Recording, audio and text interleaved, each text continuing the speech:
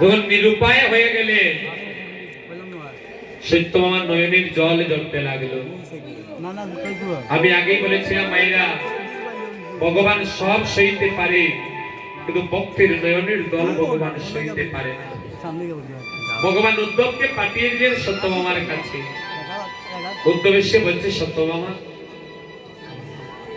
তুমি কি কৃষ্ণ সম পরিমাণ ধন নারদ মুনিকে দক্ষিণাস্বরূপ দিতে পারবে গো? এক পাল্লায় যদি কৃষ্ণ বসে আর আরেক পাল্লায় যদি অনন্তগুলি বিশ্ব ব্রহ্মাণ্ডকে বসানো হয়, তথাপিও কৃষ্ণের সম পরিমাণ হবার মতো নয়। উদ্ধবের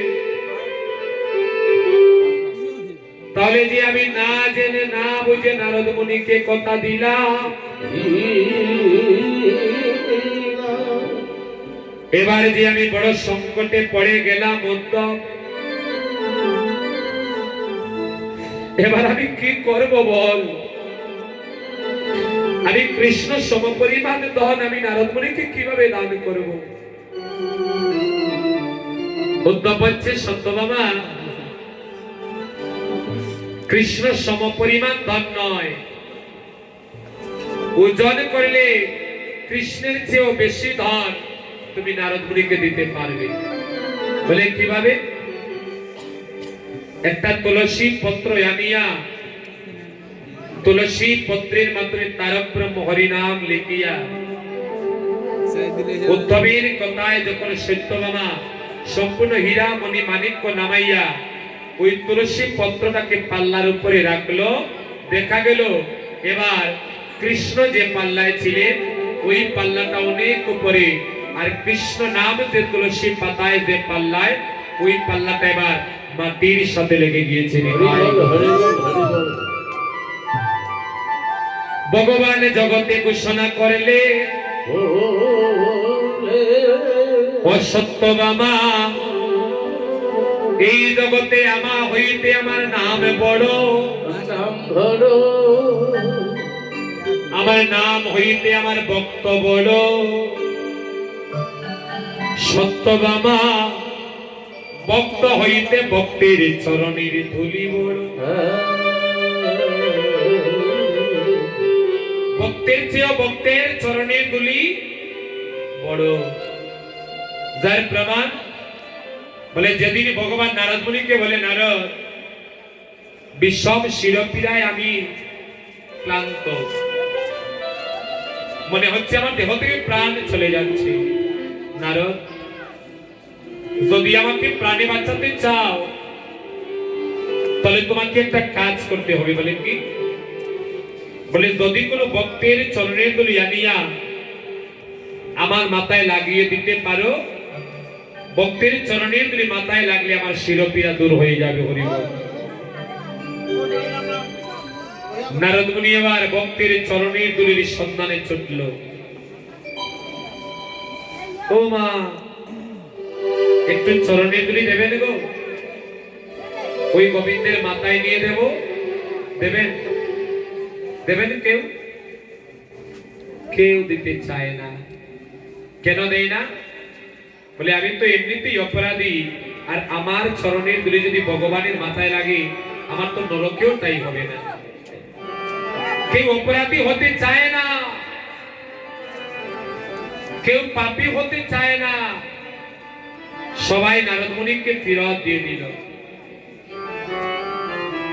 নারদ মুনি ত্রিলোক ভ্রমণ করেও কোথাও চরণের ধুলি না পেয়ে ভগবানের কাছে গিয়ে বলছে, দয়াময়, আমি বুঝি তোমাকে বাঁচাতে পারলাম না। বলে, কেন রে নারদ? বলে, দয়াময়, কত জায়গায় গেলাম, কত জনের পায়ে ধরলাম, কিন্তু কেউ একটু চরণের ধুলি দিল না। তুমি কি সব জায়গায় গিয়েছিলে? বলে, হে, সত্য করে বলো নারদ, তুমি কি বৃন্দাবনেও গিয়েছিলে? বলে, না দয়াময়। বলে, কেন? বলে, যেখানে পাপী তাপীরাও চরণের ধুলি দিতে চায় না, পাপ হবে মনে করি, সেখানে যদি বৃন্দাবনে যায়, বৃন্দাবনে যারা থাকে তারা তো হচ্ছে শুদ্ধ ভক্ত। ভক্ত কি কখনো পাপ করতে চাইবে? ভক্ত কি কখনো অপরাধ করতে চাইবে? আমি সেই সন্দেহে আর বৃন্দাবনে যাইনি।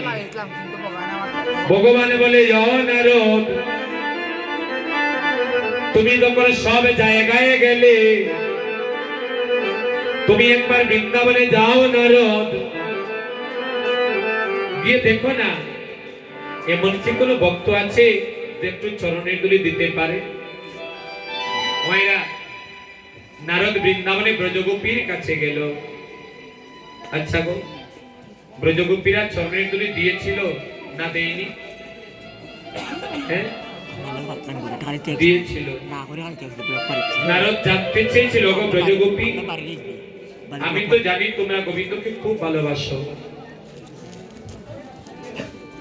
তোমরা যদি গোবিন্দকে ভালোবাসো, তোমরা যে চরণের ধুলি দিলে, এই চরণের ধুলি যদি গোবিন্দের মাথায় লাগে, তোমাদের পাপ হবে না? তোমাদের নরকে যেতে হবে না?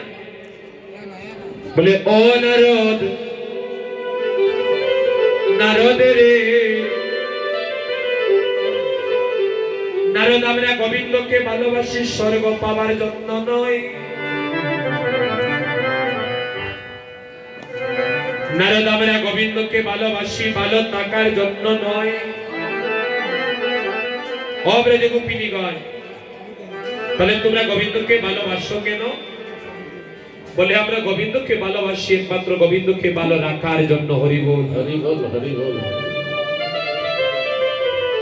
কেন আমরা জানি গোবিন্দ যদি ভালো থাকে, জগতের সকল প্রাণী ভালো থাকবে। আর গোবিন্দ যদি ভালো থাকে না, তাহলে আমরাও ভালো থাকতে পারবো না। নারদ রে, আমরা নরকের ভয় পাই না। গোবিন্দকে ভালোবাসতে গিয়ে যদি আমাদের নরকে যেতে হয়, গোবিন্দকে বাঁচাতে গিয়ে যদি আমাদের নরকে যেতে হয়, আমরা না হয় নরকে যাব,